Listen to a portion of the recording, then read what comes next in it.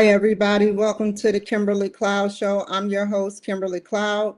Today, we have a very special guest here for the show today. Can you go ahead and announce to the world who you are and where you're calling from? Hello, world. My name's Robert or Bob Collin. I'm calling from Frederick, Maryland. Okay. And can you tell me about your past leading up into your present, as extensive as you would like to go? Well, good way to put that limit on that. As you know, have 40 years experience in a lot of things. Went to school, lots of great schools, did it really fast. Never really a focus for me, never really hard for me. While I was in graduate school at Columbia, I worked at Planned Parenthood, I worked at the NAACP Legal Defense Fund. It was just a base of operations, not really a focus, but a leverage in terms of me doing social change for the vulnerable, which has always motivated me no matter what I did. And I don't know why. Everyone asks me why, don't know, just how I am. And so we bounced around quite a bit at various universities around the world. Got married in Auckland, New Zealand, because it wasn't a political statement. It was just two people getting, as my wife would say, the rocks and docks, the diamond Did ring. you She did you meet wanted. your wife in New Zealand? No, we were in New Orleans. I was at Tulane Law School. I ran a center on legislative drafting, and she had just started out teaching law there. And so from New Orleans, we went to different coasts for a while, which was difficult, but we managed to write articles together, which allowed us to deduct air travel. And we're able to, through just total commitment to each other on spiritual, intellectual, and every other ground possible, know that we were like two trees that grew together. And so that was able to span the differences. We've had traveled all over the world and have had many somewhat fun, but sometimes confrontational encounters. I am not afraid of physicality. I played football, I did martial arts, and I have the attitude of bring it. So that backs people up quite a bit. And she kind of has the same attitude. So together we made quite a path in this short life that we call human beings, and it's been very exciting. The wrote a lot of law review articles because I thought that that would be persuasive and change things. When I saw that it wasn't, I wrote encyclopedias, which have to be printed on paper that last 250 years as a narrative reference. And when there was an episode with that, with a racist editor that didn't believe that black farmers were an environmental issue, and I did and do, he lost his job. It got published as Battleground Environment. He stuck around years later and he marketed all my books under someone else's name. He set globally on 4 platforms, and he sent me a email where he over profusely apologized, said he was going to do things which he's never done. I have the email, I send it around, and when I remove my ego, it's the thought that counts, right? It's a thought that counts. So they got it out there. It was ABC Clio Publishing, the largest narrative publishing house in the Western world. And so I decided to buckle down and write my own books by myself. And so I wrote the Climate Change in the Classroom book, Amazon bestseller, but I don't like to write just to write. I used that preface to persuade the Oregon legislature last spring to get legislation passed, myself and many others. I don't, it's not, there's no white knights on this. It's teams of people working together in solidarity. And they passed climate change in the classroom as a law in Oregon. And my preface was designed to Can you persuade. tell me a little bit about climate change? The Well, what you were trying to do? what I want to do is a lot different. I want to reframe it in a way that's not so polarized and politically captured. So I focus on flourishing. Harvard did a big study on flourishing, on more than making money, but on being happy and safe and secure in your family, in your home, in your church, and wherever you are. This is a flourishing focus. And what I wanted to do with the climate change book in the classroom is decrease climate anxiety. 70% of the world has climate anxiety. 45% say it interferes with their daily function. And when I look at the kids, and everyone's kids to me now, I'm almost 70.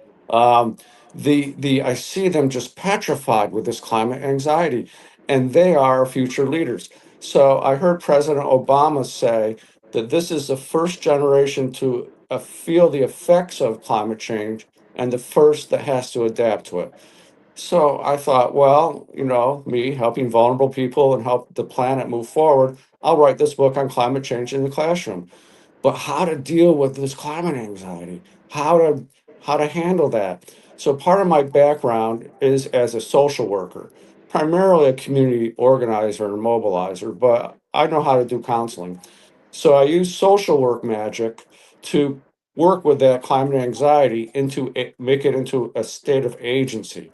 So first of all, I say, and I talk to parents as often as I do to anyone else, and I include librarians, I include first responders, I include school boards, I include the maintenance staff, I include everyone. I never exclude anyone.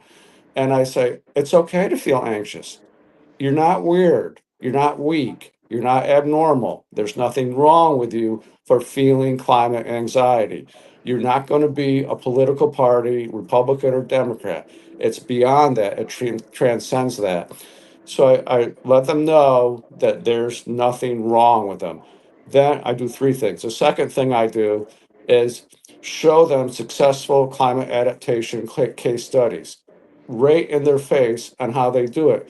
In the Sudan and sub-Saharan Africa, where they have to adapt to the climate or else they don't live to survive. Indigenous populations have adapted for hundreds, if not thousands of years. So there are successful case studies with global technology and communications technology. And I embrace artificial intelligence. And that I show them here's here's where it's been successful. So I give them a little bit of hope. And then I show them the latest whiz bang type of thing that hasn't really scaled up to make a difference, like bamboo pens in Thailand or plastic eating bacteria. I show them some amazing facts. Here's an amazing fact, changes everything. How do we predict drought? Well, we look at the sky, we look at the jet stream, it looks like it might rain. Now, the generation now has infrared LIDAR. They can look under the surface of the earth and predict where drought will be without having to look at the sky. We That can is amazing. It's really amazing. It's really amazing. This just came out about 8 months ago. And it's just, so they know more. They have all this knowledge. In the Atlantic Ocean, 150 miles east of me, under the Atlantic Ocean, under the ocean, they found fresh water, a huge amount of fresh water right under the ocean. Excuse me. And so, and that's just a tip of the iceberg. There's many, many new things. How does fresh water exist under? I think the ocean is salt water, right? Yeah, the Atlantic Ocean is very salty. It's a very salty ocean. But under there is an aquifer underground, under the seabed, Like is a a sheath or something, some type of under sheath. the seabed floor, under the rocks that floor the bottom of the ocean. And because they have this infrared LIDAR laser that can penetrate, but then they added this heat component, they can tell by the difference in heat what's there. And it's a huge body of water, of fresh water under the ocean. Now, What does off, that mean for us? well, I don't know, but it means it means that there's new knowledge. And so decreasing and those are really good questions because that's exactly what I want to hear the students say that I've decreased climate anxiety about. One, you're not weird. Two, there's climate adaptation occurring all over. And three, there's amazing new knowledge that will allow you to be more ready. And so they get agency. They become, I don't say this because I don't want to stress them, But my goal is to say, you're going to be our future leaders on this. It's on you. What does it mean for us? You tell me. Go for it, girl. You tell me. And we need to know. We need you to be the future leaders on that. And so, reducing this climate anxiety was a main goal. And one thing I want to underscore is that I'm not talking about resilience or or mitigation or a carbon tax or anything like that. I'm talking right where the rubber meets the road, where the grass grows green, where the hammer hits the nail. Right now, right here, right now. Climate adaptation. And what does that mean? It means that I include earthquakes as part of this. Now, most climate scientists do not include earthquakes. Well, I do because they include floods, which are part of climate change. They include other disasters. They're the types of things about emergency responders. And I expand what an emergency responder is. Mothers seeing a drowning child is an emergency responder. With more natural disasters from climate change impacts, like the wildfires that we see in the PNW, uh, we all become more of natural responders. And what really drives it home is the case in Texas where there was a flash flood. The 400 Boy Scouts, Eagle Scouts that had been trained to how to deal with a flash flood, they all lived. Upstream, there are hundreds of kids, mainly teenage girls, that were never been trained. Some of them died. So if they had had climate change education on natural disasters and emergency responders, it is a life and death proposition. And so that's, so what do we do with this new knowledge? Well, we try to save lives. And instead of climate resiliency or going back to the way it was, I want flourishing. I want to give them a higher aspiration, a What does higher goal. climate what does climate change and advancement for the future, how does that change your life? How does it affect you? And what do you want to see for the future with it? Well, in terms of the risk of a flood where we live, it's quite high. I'd rather them not have a risk of a flood. I'd rather them have roads that you can stay on. I'd rather, with climate change, we get rain intensification because of sea level rise and the rain becomes more intense and it comes with straight line winds. So you get a wet ground, the telephone poles are in that wet ground, you get strong straight line winds, it knocks over the poles and we lose power.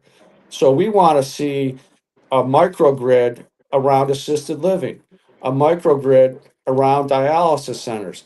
We want to see in terms of what happens around here, and I'm always pushing on around here about that. We want to see a hardening of our infrastructure at first in terms of power, electricity. Right now it's electrical power, but different types of power. So that means helping out with solar power, getting everyone, not Is it it, true that there's dead spots in certain cities? There's like certain dead spots within the United States, probably like oh, 10% or 5%.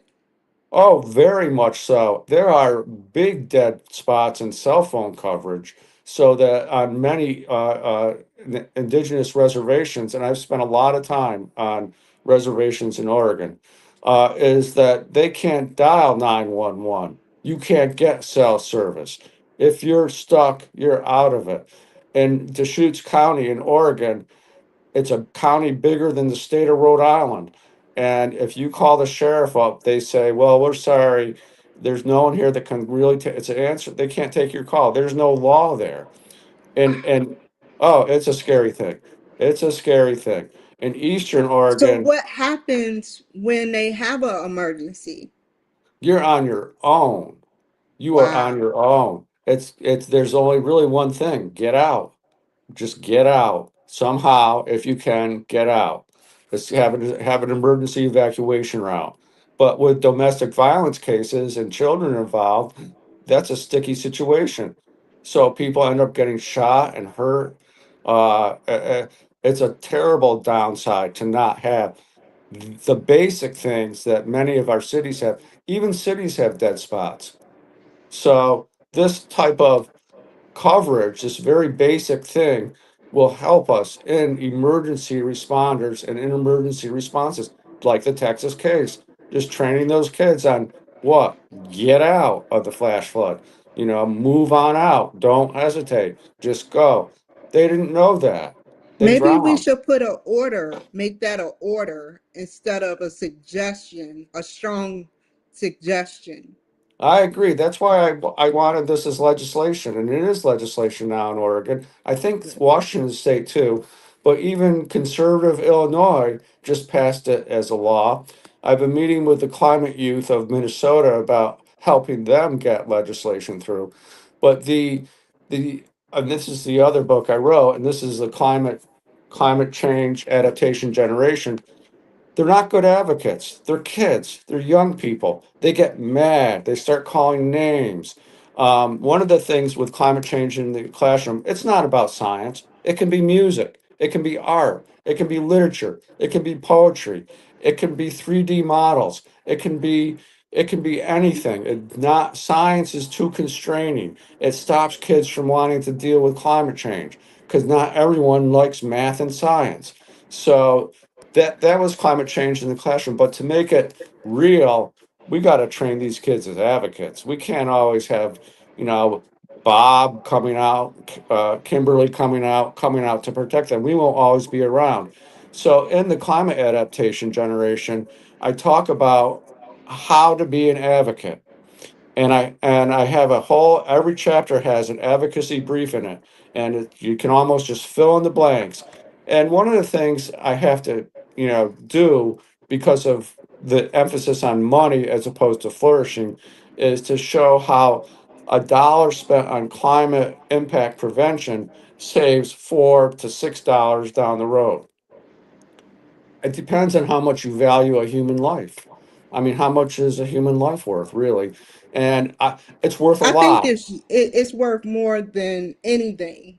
I do too. I do too. Yeah, But we get into this question when we're being advocates. Well, Bob, we don't really know what a human life is worth. And what do you think it's worth? And I refuse to put a dollar value on it. And because exactly.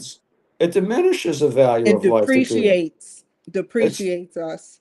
Oh, very much so. And it allows for people to live in vulnerable positions for their entire existence on Earth, where at any minute they live in fear of death or injury or harm of themselves or loved ones. And so by giving them this way to be an advocate in areas of power, in areas of power. Now, if you're standing on the street corner, and I've done that, and try to persuade people, you might persuade two or three people. But if you go where power is, and that tends to be state legislatures, and courtrooms to some degree. Although I'm an expert witness as environmental justice in the federal courts. I'm one of two of them in the Tell country. me, how do you get started before you say what you have to say? How do you get started to be an expert witness? What do you need? Well, it's really hard. One, you have to really know your stuff. You have to know it because when you're an expert witness, you're really a witness for the judge. You're not really for the plaintiff or defendant. Now, sometimes but the judges, whoever he or she is, you serve the judge. The judge has to trust you. And so it's a complicated process to be certified. And no one had been certified as an environmental justice expert witness when I did it with Dr. William Harris in the Spokane case, where the uranium was leaking into the Spokane reservation from the tailings in the mines that Nine Gold, the biggest mining company in the world, never cleaned up. They were supposed to leave $13 million in a trust fund, chump change to them, by the way, and the money just disappeared. So I wanted it for precedent to make change for the good. Here we have Native Americans 100% exposed, no issue of mixing it up with white people. They were all Native American, and in the sweat lodges from the Spokane River, you could set off Geiger counters. It was that What is a radioactive. guider? What is a Geiger guider counter? a Geiger counter measures radiation, Okay. and the more radiation there is, beep beep beep beep beep beep beep beep.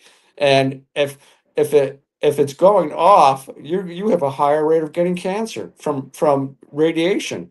And so I wanted to get precedent, to get a federal court to say that this is a disproportionate impact by race and it's an environmental justice issue. And I was going to push hard for that. And I was straight up with the judge, straight up. No, no, I'm trying to get anything by you on this. What This is my motive. challenges did you face? What challenges did you face with that problem?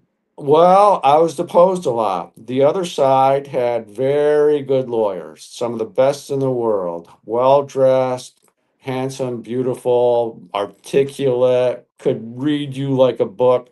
They deposed me up and down. They tried to trick me with questions. I refuse to take money for justice. I don't do it and never have. If you write me a check, I'll sign it over to some environmental justice community group. And but the tribe insisted on paying me, and I just, gave it to a woman that was selling trinkets at the reservation for her entire table. I took one thing for my wife. It's about $1.98. But nonetheless, they would have used that against me. Oh, you're not getting paid. You're not really an expert. So one of the things really you have to insist that you will get paid, or else they'll use that against you, which they thought would chase me away because they knew my stance on money for justice. But the tribe stepped up. What happened in the case is Nine Gold came up with that 13 million like a hot knife through butter. I mean, it was like holy mackerel, and because they were wrong, they were wrong, they were so wrong. We had all the documents, and I wasn't the lawyer. The lawyer was a tribal lawyer, the late Shannon Work, who walked on about 8 years ago, and he was wanting to litigate it the whole way, all the way. He would be so excited for the court case that instead of wearing one belt with those big Western belt buckles that they have, he Yeah. would he would put on two belts with big Western belt buckles. He was that excited. He was a very good lawyer. He wasn't from the Spokane tribe, but they got the best lawyer that they could. And it was the Indian Health Service where the kids were, where the river went by. The trucks with the uranium waste were just barreling past this. They were 50 feet from the road with this dust from this uranium that's radioactive. So we got the truck routes cleaned up, and they cleaned up the waste sites from the uranium. The tribe had made a lot of money from uranium. They had made a lot of money. They called it that yellow gold because it's yellow in color. What And what is then uranium used for, by the way? nuclear weapons, nuclear power, nuclear weapons. So what would Uh, be their point to just spew it everywhere and then take 13 million or $1 billion? well, they were done digging out the easy stuff, and they left the rest in piles called Wow, tailings. Oh yeah, that's and and crazy. and heads rolled in the Washington State Department of Health. One of the last things the person in charge of that had let them do that was to say that he was wrong, and then he quit. And that's when the case all of a sudden got settled. The money was there. When the money's there, there's no reason to have a court case. We were so ready. We were so ready. I was disappointed, but the tribe's the boss. If they want to drop the case, they got the money they want. They can get things cleaned up. The kids will be safer. The big trucks won't be barreling by them. So be it. But that was up, and that was a very major case. It's not that all easy. Imagine in the city of Seattle when you're trying to show environmental injustice, and you're dealing with an African American community that's only 30% African American. Then they'll say, well, that really isn't disproportionate because that is a reflection of the population of urban areas. So it's not, so we get into that little fraction argument. And not with this tribe, 100% Spokane. We could have had them. We could have had some precedent. We could have moved forward. But the other side's not stupid. They're very sophisticated. The judge was a very fair person. He could not be bought. He was very fair. He was like stone faced the whole time, completely poker face. I couldn't What ever is agree. the purpose in judges having poker faces? What is the purpose? Do they have to do that? Do you know the inside scoop beyond that? No, no, but except that they see a lot that comes in front of them, and so they don't want to tip one side's hand. They want to appear fair. They want to appear neutral. They, Fair they. enough. I think it might be partially being bored. You know, I mean, Yeah. So, I mean, tell me about what expert witness does and how you played critical roles in being a, like, I understand you played a critical role, but let me hold on. I had questions lined up for you, so I'm going to talk about it. So, in this 10 years, sorry. Tell me what how did you get your two awards? the awards for student teaching came from a University of Virginia. It was very strange. I'm not a fraternity person or sorority person or anything like that. And they have secret societies there. And I thought, oh, geez, secret societies. And so I got a weird note from the secretary in the rotunda on the University of Virginia grounds, this big old rotunda from Thomas Jefferson, excuse me. And That's this okay. was, I didn't know it was going to be a war. The secret society wanted my presence in the dome room of the rotunda. I was like, oh, I told my wife, you know, if you don't hear back from me, look for me in a shallow grave by the rotunda. So I went there, you know, I What shouldn't is know the fear. secret society called, real quick? Because we're The running out of seven, time. the Seven Society, Okay. everything Okay. sevens. And they actually gave a check for $777 to a homelessness fund, for example, but you had to go to Thomas Jefferson's statue to go get it. But I said, I don't know about this. But I'm going to circle around, get there early, check it out. And I was very surprised because it was very multicultural. It was at least half women. It had more African American males and females than did the population of the University of Virginia. And it was an African American student that had nominated me for the Thomas Jefferson Award. So I was just amazed at that, you know, and I was just so thrilled. And Mark Williams, and he's went on to become a prominent lawyer in a big law firm in Chicago. He's been a very successful young man. Well, he's probably middle aged now. The other award was for introducing, as a professor, was for introducing a course that was required across the whole architecture school and urban planning school called environmental choices. And so I had to round up all these, and I was just a junior professor, but I was the only one with a couple law degrees. So I was chair Mr. of that. Collin, Yes, ma'am. we've kind of ran out of time. So can you tell me in under like 15 to 30 seconds, where do you see yourself going for the future? Because you've been on this planet 70 years and you have so much to share with my audience. No. And thank Well, you. oh, thank you for having me. Well, briefly, I'm writing a new book called Environmental Elitism, The New Class Divide. I'm going back to slavery and colonialism and showing how the environmental elite do not include blue collar workers who are disproportionately people of color, who are disproportionately impacted by negative public health impacts of environmental injustice, and how they are not included by the environmental elites. And we're going to need them to make the climate adaptations necessary. We don't need pencil pushers. We need men and women of color that have been doing the work all along, that live in the bad communities that are being exposed to floods, fires, and droughts. And this book will make me very unpopular.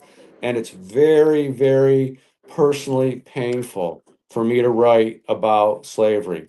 When I wrote about black farmers, I cried at every keystroke. It was so hard. It was so hard. But I can do it. I'm going to do it a little bit at a time. And so the next book is Environmental Elitism and how it gets in the way of climate adaptation by not including blue collar workers and people of color. I've done a lot of research. I can prove my case, and hopefully, I have suggestions for how to cross that bridge, how to limit that divide, and empower particularly African American women in leadership roles in environmental organizations. I have the Well numbers on said. that. I'm going to push that hard. If it's the last thing I do, and it might be, but nonetheless, that can be on my gravestone. How can the people reach you, Bob? Just email me, my name backwards, Collin, Collin, Robert, Robert, the number 4, at gmail.com. And I'm grateful to you for the voice that you give, for the thousands of people, hundreds of thousands of people that see you doing this because you give them the courage to do more of it. Thank you very much, Kimberly. Thank you, Bob. Stay on the line. Thank you, everyone, for joining my show today. Take care, be safe, and I'll see y'all in like 5-10 minutes. Bye. Never waste my time. You are